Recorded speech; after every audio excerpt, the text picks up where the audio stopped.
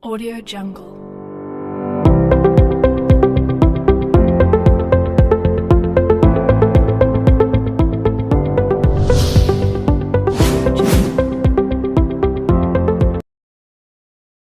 Assalamualaikum warahmatullahi wabarakatuh. Saya Yunita Anggraini dari kelompok 8 akan menjelaskan mengenai format laporan PTK. Nah, sebelum itu di sini saya akan menjelaskan mengenai pengertian laporan penelitian tindakan kelas. Apa sih laporan penelitian tindakan kelas itu? Laporan penelitian tindakan kelas merupakan karya tulis ilmiah yang disusun secara sistematis berdasarkan penelitian terhadap suatu gejala. Laporan penelitian tindakan kelas memberikan gambaran lengkap tentang gejala yang terjadi atau yang dialami, permasalahan yang dihadapi dalam pembelajaran di kelas, dan upaya tindakan yang dilakukan guru di kelasnya guna memperbaiki dan meningkatkan mutu pembelajaran. Dalam laporan penelitian tersebut, selain permasalahan dan tindakan yang dilakukan, diuraikan pula bagaimana hasilnya setelah tindakan-tindakan tertentu, terutama pengaruhnya terhadap perbaikan dan peningkatan mutu pembelajaran di kelas. Jadi isi laporan PTK ini yaitu untuk perbaikan, seperti itu. Kemudian manfaat laporan penelitian tindakan kelas. Nah, apa sih manfaat-manfaat melalui laporan penelitian tindakan kelas itu? Nah, yang pertama itu mendapat pengalaman nyata untuk memperbaiki pembelajaran. Kemudian yang kedua, dapat digunakan sebagai bahan masukan untuk inovasi pembelajaran. Kemudian yang ketiga, dapat digunakan sebagai bahan masukan untuk mengembangkan kurikulum tingkat kelas. Karena ini kan PTK ini dilaksanakan di kelas. Kemudian yang keempat, dapat digunakan untuk meningkatkan kepekaan atau profesionalisme guru. Kemudian yang kelima, guru berperan aktif menyumbang pengetahuan dan keterampilan sendiri. Nah, di samping memberikan manfaat pada guru sebagai perencana dan pelaksanaan kegiatan pembelajaran di kelasnya, laporan PTK juga memberikan manfaat bagi guru lain maupun bagi masyarakat luas yang memerlukan informasi dan pengalaman guna perbaikan pembelajaran. Nah, itu saja dari saya. Selanjutnya akan dilanjutkan oleh Saudari Fatiatur Rahmah yang menjelaskan mengenai sistematika laporan penelitian tindakan kelas. Terima kasih. Assalamualaikum warahmatullahi wabarakatuh. Saya Fatiatur Rahmah. Di sini saya akan menjelaskan sistematika laporan penelitian tindakan kelas. Pada dasarnya, sistematika laporan penelitian tindakan kelas tidak jauh berbeda dengan laporan penelitian pada umumnya, yang terdiri dari 3 bagian. Yang pertama itu bagian awal, yang kedua itu bagian inti atau bagian isi, yang ketiga itu bagian akhir dari laporan. Pada bagian awal ada beberapa komponen. Yang pertama itu halaman judul, yang termasuk juga dalam cover luar dan cover dalam. Dan yang kedua itu lembar pengesahan, yang ketiga itu abstrak, yang keempat itu pengantar, dan yang kelima itu daftar isi.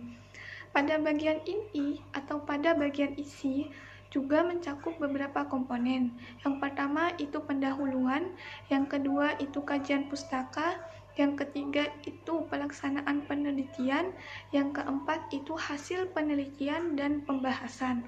Sedangkan yang terakhir itu kesimpulan dan saran. Pada bagian yang ketiga, ini bagian akhir dari laporan dan juga terdiri dari beberapa komponen. Yang pertama itu komponen daftar pustaka, yang kedua itu komponen lampiran. Cukup sekian dari saya pasrahkan ke moderator. Assalamualaikum warahmatullahi wabarakatuh. Assalamualaikum warahmatullahi wabarakatuh. Baik, di sini saya sebagai pemateri yang ketiga, di sini saya akan menjelaskan tentang isi komponen laporan penelitian tindakan kelas. Isi komponen laporan penelitian tindakan kelas itu ada bagian awal laporan penelitian yang memuat halaman judul. Halaman judul memuat judul penelitian, nama peneliti, lokasi, subjek, waktu atau tahun dilaksanakan penelitian, dan lembaga tempat peneliti bertugas. Dan B, lembar pengesahan. Lembar pengesahan memuat tanda tangan yang menunjukkan legalitas laporan penelitian yang terdiri atas tanda tangan peneliti, seperti ketua peneliti. Yang kedua, tanda tangan pendamping. Yang ketiga, tanda tangan atasan, seperti kepala sekolah, pemilik, atau kepala dinas. Dan yang C itu abstrak. Abstrak menyajikan saripati komponen-komponen penelitian mulai dari judul, permasalahan, tujuan, prosedur, pelaksanaan penelitian, hasil temuan, dan rekomendasi. Dan yang D, kata pengantar. Yang penting dalam kata pengantar di sini itu adalah uraian yang mengantarkan para pembaca laporan kepada permasalahan yang diteliti dan tindakan yang dilakukan untuk perbaikan pembelajaran. Yang E, daftar isi. Menyajikan sistematika isi laporan secara lebih rinci disertai halaman untuk setiap bagian, judul bab, dan sub-sub bab, sehingga memudahkan para pembaca untuk mencari dan memahaminya. Baik, sekian dari saya kembalikan kepada moderator. Terima kasih. Assalamualaikum warahmatullahi wabarakatuh. Assalamualaikum warahmatullahi wabarakatuh. Saya Faiz Alfan Hamdan Maulana akan melanjutkan presentator yang sebelumnya tentang bagian inti dalam laporan penelitian, khususnya penelitian tindakan kelas. Perlu kita ketahui bersama dan juga sudah tak asing lagi, kita sudah tahu bahwasanya bagian inti yang ada pada laporan penelitian yaitu bab pertama adalah pendahuluan, yaitu komponen yang pertama itu. Pendahuluan memuat yang pertama, ada latar belakang masalah, ada rumusan masalah, ada tujuan masalah, ada manfaat masalah, dan juga ada metode yang akan digunakan. Di mana latar belakang masalah yaitu berupa uraian yang memuat mengapa masalah itu terjadi dan juga penting untuk dipecahkan melalui penelitian. Dan alasan dalam latar belakang masalah di sini itu bentuk kegelisahan dan bentuk suatu kepedulian oleh sang peneliti dalam meningkatkan suatu mutu pembelajaran yang ada pada lembaga pendidikan, khususnya di dalam kelas tersebut. Makanya di sini dikhususkan kepada tindakan kelasnya. Begitu, bukan secara umum di lembaga pendidikannya, khususkan kepada kelasnya, maka disebut tindakan kelas, seperti itu. Kemudian bentuknya yaitu namanya juga bentuk latar belakang masalah. Kita perlu diuraikan dalam masalah-masalah yang terjadi di dalam tindakan kelas, di dalam kelas tersebut, sehingga membentuk suatu uraian yang perlu diuraikan, kemudian dilanjutkan dengan suatu pemecahannya. Begitu. Selanjutnya ada rumusan masalah. Nah, rumusan masalah ini rumusan yang akan kita angkat dan akan kita pecahkan dengan menggunakan ada tujuan-tujuannya untuk mengetahuinya di situ. Sehingga pada rumusan masalah ini dalam bentuk suatu pertanyaan yang akan si peneliti ditulis dalam laporan tersebut. Dan juga mengenai teori-teori dan hasil-hasil penelitian. Di situ tujuan perumusan masalahnya. Yang ketiga ada tujuan penelitian.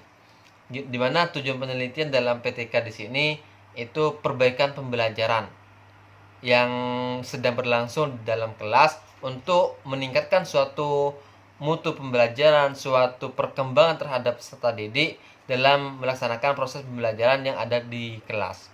Begitu. Yang keempat, kegunaan penelitian. Di mana kegunaan penelitian ini untuk bisa mengetahui hasilnya dalam proses pembelajaran yang sedang berlangsung pada sebelumnya, sehingga bisa merubahnya yang lebih baik daripada sebelumnya, begitu. Sehingga bisa meningkatkan kualitas pendidikan atau meningkatkan suatu kualitas proses pembelajaran yang ada di dalam kelas tersebut. Itu untuk meningkatkan suatu proses pembelajaran. Yang terakhir ada metode penelitian, di mana metode penelitian di sini itu diuraikan dalam pendahuluan, hanya garis besarnya yang mencakup, juga garis besar teknik pengumpulan data atau pengolahan data, begitu. Jadi cuma intinya dalam metode di sini itu hanya garis besar, yaitu teknik pengumpulan datanya bagaimana dan juga pengolahan datanya itu bagaimana. Maka dari keduanya tersebut itu dimasukkan kepada metode penelitian yang akan digunakan terhadap penelitian yang sedang berlangsung. Sekian dari saya, dilanjutkan oleh pemateri yang lain. Wassalamualaikum warahmatullahi wabarakatuh. Baik, assalamualaikum warahmatullahi wabarakatuh. Di sini saya akan menjelaskan penjelasan dari pemateri sebelumnya, yaitu B. Kajian pustaka. Memuat hasil kajian pustaka berupa teori-teori, pengalaman empiris, hasil penelitian terdahulu, pendapat para pakar yang relevan dengan masalah yang menjadi fokus penelitian. Kajian pustaka dimaksudkan untuk menampilkan mengapa dan bagaimana teori dan hasil penelitian terdahulu dipergunakan oleh peneliti. C. Prosedur pelaksanaan penelitian. Pada bagian ini diuraikan tahapan dan siklus pelaksanaan penelitian tindakan kelas yang mencakup subjek penelitian terdiri atas tempat di mana penelitian dilakukan, di kelas, di sekolah. Waktu penelitian termasuk jadwal dan siklus penelitian. Dalam mata pelajaran apa, karakteristik siswa yang menjadi sampel penelitian meliputi jumlah, usia, jenis kelamin, kemampuan, prestasi, dan latar belakang sosial ekonomi.